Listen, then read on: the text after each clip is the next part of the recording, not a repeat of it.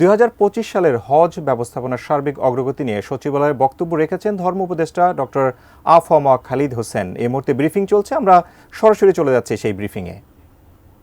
সবাই আসার আগে যে মাননীয় উপদেষ্টা বললেন যে আমরা 70টা লিড এজেন্সির সাথে আমরা বসেছি, কথা বলেছি এবং সৌদি গভর্নমেন্টের বার্তাটাও দিয়েছি যাতে নিবন্ধিত কোনো হাজি মানে কোনো ভাই বোন যাতে কোনোভাবে বাদ না পড়ে, এই জিনিসটা তারা আমাদেরকে স্মরণ করিয়ে দিয়েছে।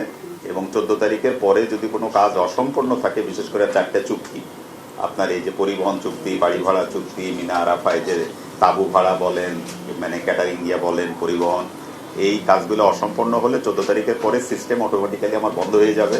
তো এই বার্তাটাই আমরা তাদেরকে দিয়েছি যে আপনারা এগিয়ে আসেন, আমরা একই পরিবারের সদস্য, আমরা সবাই মিলেই টিম স্পিরিট নিয়ে কাজ করতে চাই, আমরা ডিফল্টার থাকতে চাই না, আপডেটেড থাকতে চাই আর কি।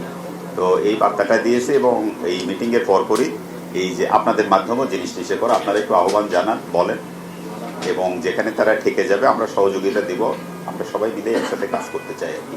এবং এই যে স্যার বললেন আমরা একই টেবিলে ছিলাম, নাইজার, গাম্বিয়াতে স্যার 15টা এজেন্সি, 15টা এজেন্সি তাদের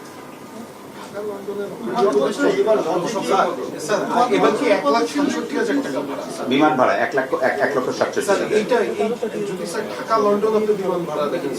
না, এই ভাড়াটা 1,40,000 করার জন্য উপদেষ্টা মহোদয় বললেন আমরা সর্বাত্মক চেষ্টা করেছি বিমানের সাথে।